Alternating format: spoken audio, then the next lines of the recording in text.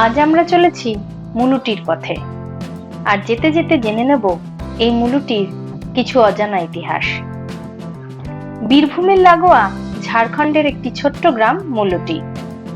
বীরভূমের শেষ প্রান্তে পশ্চিমবঙ্গ ঝাড়খণ্ড সীমান্তে অবস্থিত লঘু জনবসতিপূর্ণ এই গ্রাম ঝাড়খণ্ড জেলার দুমকা জেলায় অবস্থিত। যদিও এখানকার অধিকাংশ মানুষের ভাষা বাংলা এবং তাদের খাদ্যাভ্যাস বাংলার মতোই। মুলুটি গ্রামের নাম এসেছে মহুলটি থেকে, অর্থাৎ মহুল বা মহুয়া গাছের জঙ্গল। আবার ছোট নাগপুর মালভূমির অংশ মুলুটি অনেক আগে ছিল বিষ্ণুপুরের মল্ল রাজাদের অধীনে। সেই মল্লদের থেকেও মুলুটি নাম আসতে পারে বলে মনে করা হয়। একটা পাহাড়ি টিলা, চন্দননালা নদী, একটু দূরে চুমড়ে নামে আরেক ক্ষীণস্রোতা। অতি সুন্দর প্রকৃতির শোভা। ভিন রাজ্যে একখণ্ড বাংলা। ইতিহাস আর কিংবদন্তির গ্রাম। এক মুলুটির পরিচয় অনেক, কিন্তু সবকিছু ছাপিয়ে মুলুটির পরিচয় মন্দিরের গ্রাম। ছোট্ট একটা গ্রামে রয়েছে ৭২টি মন্দির, কাছাকাছি ঘেঁষাঘেঁষি অবস্থান। আগে নাকি ১০৮টি মন্দির ছিল। সচরাচর হিন্দু দেবদেবীর মূর্তি পশ্চিম মুখে অধিষ্ঠিত হয় না। দুমকা জেলার বর্ধিষ্ণু গ্রাম মুলুটিতে এর ব্যতিক্রম লক্ষ্য করা যায়। নানকার রাজবাড়ির কালীপুজোর জগৎজোড়া নাম। চারিদিকে শালমহুলের জঙ্গলের মধ্যে মা তারার ছোট বোন, কোথাও দিদি বলা হয়, হিসেবে পূজিত মা মৌলিক্ষা। মুলুটি গ্রাম অতি প্রাচীন। অতীতে শুঙ্গ বংশের ১৮৫ খ্রিস্টপূর্ব থেকে ৭৫ খ্রিস্টপূর্ব সময়ে মুলুটি সুখ্যাত ছিল গুপ্তকাশী নামে। বৌদ্ধ তান্ত্রিক সাধকরা এখানে আসতেন। কথিত আছে পাটলিপুত্র রাজা অশ্বমেধ যজ্ঞ করেছিলেন মুলুটিতে। আদি শঙ্করাচার্য কাশী বা বারাণসী যাওয়ার পথে এখানে থেমেছিলেন এবং বৌদ্ধ ধর্মবিরোধী হিন্দু জাগরণ আন্দোলনের সূচনা তিনি এখান থেকেই শুরু করেন। কথিত আছে সপ্তদশ শতকে আলাউদ্দিন হোসেন শাহর প্রিয় বাজ পাখি উদ্ধার করে দিয়ে বসন্ত রায় রাজ তিলক পান। নানকার রাজ্যের প্রতিষ্ঠাতা হলেন বাজ বসন্ত রায়। তার রাজত্ব প্রাপ্তি নিয়ে শোনা যায় তিনি নাকি বাজ পাখির বদলে পুরস্কার স্বরূপ রাজ্য পেয়েছিলেন। এই ধরনের ইতিহাস আমাদের মনে কৌতূহল সৃষ্টি করে।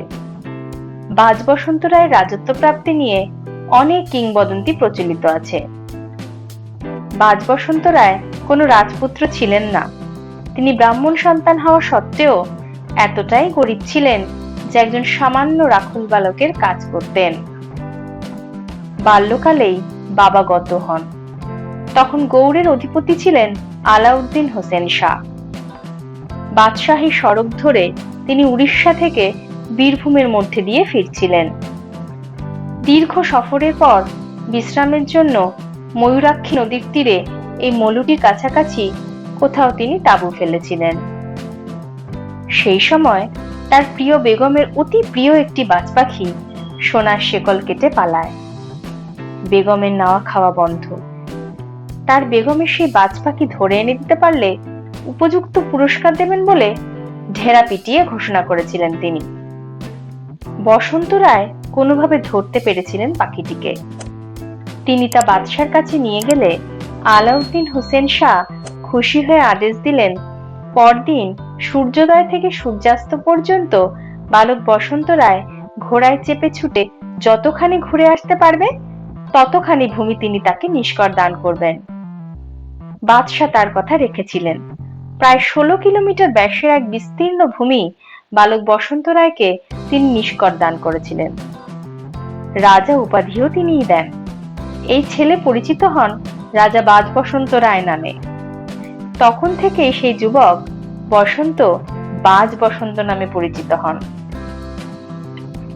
নানকর, যেটি একটি করমুক্ত রাজ্য, সেই রাজ্য এইভাবে প্রতিষ্ঠিত হয়। বাজ পাখির বদলে রাখাল বালক বসন্ত রাজা হওয়ার কাহিনীটি প্রথম প্রকাশিত হয় কাশী সুমেরু মঠের মহন্ত ব্রহ্মানন্দ মহারাজের লেখা একটি বইয়ে। বিশিষ্ট গবেষক এবং মলুটির বাসিন্দা গোপাল দাস মুখোপাধ্যায়ের বক্তব্য ও লেখা অনুযায়ী জানা যায়, মৌলুটির মা মৌলিক্ষা মূর্তি সম্পর্কিত আরো কিছু কথা, আরো অনেক অজানা বৃত্তান্ত। এই মূর্তি খ্রিস্টীয় অষ্টম শতাব্দীর বৌদ্ধ তান্ত্রিক শৈলীর। আগে বিষ্ণুপুরের মল্ল রাজাদের শাসিত ছিল এই অঞ্চল, তার থেকেই উৎপত্তি মলুটি নামের। তারও আগে মলুটি অঞ্চল ছিল সুবে বাংলার অন্তর্গত। তখন দিল্লিতে সম্রাট শাহজাহান। মলুটি তখন রাজত্ব করতেন নানকরের 3 রাজবংশধর, রাজচন্দ্র, রামচন্দ্র ও মহাদেবচন্দ্র রায়। অধুনা মল্লারপুরের শাসক কামাল খাঁর অতর্কিত আক্রমণে রাজচন্দ্র নিহত হওয়ার পর তার বড় ছেলে রাখোর চন্দ্র রায় রাজপরিবারের পুরোহিত দণ্ডিস্বামীর সঙ্গে মলুটির জঙ্গলে প্রবেশ করেন। সেখানেই তিনি ভগ্নপ্রায় এক প্রাচীন মন্দিরে পাথরের এক মূর্তি আবিষ্কার করেন। তারপর সেখানেই নগর পত্তন করেন। সেই রাজবাড়ির বংশধরেরা আজও পুজো চালিয়ে আসছেন। মলুটি প্রসিদ্ধি দেবী মৌলিক্ষার জন্য। মৌ অর্থাৎ মাথা, ইক্ষা অর্থাৎ দেখা। বৌদ্ধতান্ত্রিক বজ্রযানীদের আরাধ্যা সিংহবাহিনী দেবী মৌলিক্ষা হিসেবে নামাঙ্কিত হন। অবয়বহীন শুধুমাত্র দেবী মস্তকের ওপর ভিত্তি করে নির্মাণ, ল্যাটেরাইট পাথরকে ছেনি দিয়ে কেটে। দেবী এখানে দেহহীন। মন্দিরের বেদিতে কেবলই দেবীর মস্তক, যা লাল রঙের। মূর্তিটি কিন্তু খ্রিস্টীয় অষ্টম শতাব্দীর বৌদ্ধতান্ত্রিক শৈলীর পরিচয় বহন করছে। নানকর রাজবংশের কুলদেবী মৌলিক্ষা আসলে বৌদ্ধতান্ত্রিকদের পূজিতা দেবী বলে অনেক গবেষকই মনে করেন। জঙ্গলে ঘেরা মলুটিতে একসময় বজ্রযান বৌদ্ধদের রমরমা ছিল। বৌদ্ধ ধর্ম বলতেই আমাদের প্রথমত ও প্রধানত গৌতম বুদ্ধের কথা মনে হয়, কিন্তু পরবর্তী সময়ে বৌদ্ধ ধর্ম বিভিন্ন ভাগে ভাগ হয়েছে। তারই একটি ভাগ হলো বজ্রযান। এই বজ্রযানে পঞ্চধ্যানী বুদ্ধের কথা বলা হয়েছে: অমিতাভ, বৈরোচন, রত্নসম্ভব, অমোঘ সিদ্ধি ও অক্ষোভ্য।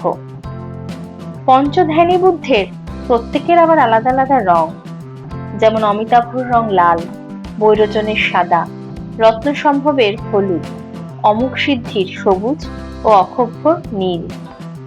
এদের কুলের অন্তর্ভুক্ত অন্য দেবদেবীরাও সাধারণত সেই রং ধারণ করেন। প্রত্যেক ধ্যানী বুদ্ধের শক্তির কথাও বলা হয়েছে বজ্রযানে। মনে করা হয় দেবী মৌলিক্ষা হলেন অমিতাভর শক্তি পাণ্ডরা বা পাণ্ডরবাসিনী। পাণ্ডরবাসীর বর্ণনায় পাওয়া যায় তার লাল রং, কারণ তিনি অমিতাভর শক্তি। দেবী মৌলিক্ষার দেহহীন যে মস্তক পূজিত হয় তার রঙও লাল। তাছাড়া পাণ্ডরার বর্ণনায় প্রতীক হিসেবে পদ্মের উল্লেখ আছে, যা মিলে যায় মৌলিক্ষা দেবীর সঙ্গে। মন্দির চত্বরে প্রাচীন পদ্মাসনের দেখা মেলে। শোনা যায় 1857 সালে সাধক বামাখ্যাপা সর্বপ্রথম এই মন্দিরেই তার আত্মীয় ফতে চাঁদের সাহায্যে 4 তরফের বিষ্ণু মন্দিরে পুজোর জন্য ফুল তোলার কাজ পান। তিনি প্রায় 18 মাস এই গ্রামের মৌলিক্ষা মন্দিরে অবস্থান করেন। মৌলিক্ষা মায়ের কাছেই বাবার বামাখ্যাপা প্রথম সিদ্ধ লাভ করেন। প্রথম পুরোহিত উনি, তাই মলুটি মৌলিক্ষা মায়ের মন্দির হলো সিদ্ধপীঠ। বাবা বামাখ্যাপা এরপর তারাপীঠ চলে যান। মৌলিক্ষা মন্দিরে বামদেবের যে সাধনা কক্ষটি রয়েছে, সেখানেতে বামদেবের ত্রিশূল ও বামদেব ব্যবহৃত বৃহৎ শঙ্খটি আজও সেই ইতিহাসের সাক্ষী বহন করে চলেছে। আশ্বিন মাসের শুক্লাপক্ষের চতুর্দশী তিথিতে তারাপীঠের তারামা পশ্চিম মুখে পূজিতা হন, কারণ পশ্চিম দিকে মায়ের ছোট বোন মৌলুটির মা মৌলিক্ষার মন্দির। কিন্তু কেন এই দিন মাকে পশ্চিমমুখী রাখা হয়? প্রাচীন কিছু পুঁথি ঘেঁটে জানা গিয়েছে, বাংলার 1108 ও ইংরেজির 1701 সালে আবির্ভাব তিথিতে বিশ্রাম মন্দিরে তারামাকে পূর্ব দিকে বসিয়ে পুজো শুরু করার তোড়জোড় করছিলেন তদানীন্তন তান্ত্রিক, পুরোহিত ও পাণ্ডারা। এমন সময় মলুটির নানকার রাজা রাখরচন্দ্র মায়ের সামনে আরাধনায় বসেন, যা দেখে তান্ত্রিক, পুরোহিত ও পাণ্ডারা হৈ হৈ করে ওঠেন এবং রাজাকে আসন থেকে তুলে পুজো পাঠ বন্ধ করে দেন। রাজা মায়ের প্রতি অভিমান করে চলে এসে দ্বারকা নদের পশ্চিম পারে ঘট প্রতিষ্ঠা করে মায়ের পুজো করে মলুটি গ্রামে ফিরে যান। ওই রাতেই প্রধান তান্ত্রিক প্রথম আনন্দনাথকে তারামার স্বপ্ন দিয়ে বলেন, রাখরচন্দ্র আমার ভক্ত, সে অভিমান করে চলে গিয়েছে। এবার থেকে পুজোর সময় আমার মুখ যেন পশ্চিম মুখে মলুটির কালীবাড়ির দিকে হয়। সেই থেকে বিশেষ এই তিথিতে মাকে পশ্চিমমুখী বসিয়ে সকালে মায়ের বিশেষ পুজো ও মঙ্গলারতির ব্যবস্থা করা হয়। গ্রামের স্থানীয় মানুষ মৌলিক্ষা মাকে ছোট বোন এবং তারা মাকে বড় বোনও বলে ডাকেন। অধিবাসীদের অধিকাংশই বাঙালি, তবে এদের একটা বড় অংশ এখন ভিন রাজ্য বা জেলায় কাজ করেন। কালী পুজোর সময় গ্রামে ফেরেন। শীতকালে মৌলিক্ষা দেবীর পুজোর সময় আর কালী পুজোয় এই এলাকায় পা রাখার জায়গা থাকে না। কালী পুজোর রাতে সারা রাত ধরে এখানে পুজো হয়।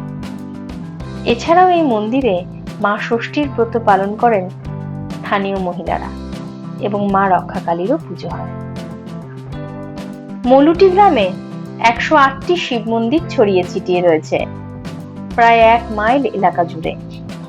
বর্তমানে 72টি মন্দির অবশিষ্ট আছে। মন্দিরগুলির গায়ে অসাধারণ টেরাকোটার ছাঁচের কাজ রয়েছে। সেখানে রামায়ণের কাহিনীর বিভিন্ন মুহূর্ত তুলে ধরা হয়েছে। রয়েছে দেবী দুর্গা মহিষাসুরমর্দিনী ও ছিন্নমস্তার মূর্তির চিত্র। এই গ্রামে এতগুলি মন্দির তৈরি হওয়ার ইতিহাসটি গল্পাকারে প্রচলিত। বাজ বসন্তরাজের রাজ পরিবার সময়ের সাথে সাথে নানা তরফে ভেঙে যায়। প্রতিটি তরফ প্রাসাদ তৈরির বদলে মন্দির তৈরি করতে থাকেন একে অপরের সাথে পাল্লা দিয়ে। স্থাপত্য, অলঙ্করণ, বৈচিত্র্য, ঐক্য। 72টির ভেতর 57টি 4 চালা ঘরানার, বাকিগুলি রেক দেউল, রাসমঞ্চ, সমতল ছাদ কিংবা এক বাংলা। পরপর 3টি 4 চালা স্থাপত্যের শীর্ষে মন্দির, মসজিদ, গির্জার ধরনের সাম্প্রদায়িকতা থেকে বেরোনো এক অন্য ইতিহাস। মলুটি হলো মন্দিরের দেশ। যত ঘর মন্দির তার চেয়েও বেশি। এইভাবেই মলুটি গ্রাম মন্দিরে ভরে যায়। আশা করি আমাদের এই ভিডিওটি আপনাদের ভালো লেগেছে। ভিডিওটি ভালো লাগলে অবশ্যই লাইক এবং শেয়ার করে অন্যদেরকে দেখবার সুযোগ করে দেবেন, এই অনুরোধই রইল। আর যারা চ্যানেলটি সাবস্ক্রাইব করেননি তাদের কাছে অনুরোধ রইল, please subscribe to our channel. Thank you for watching.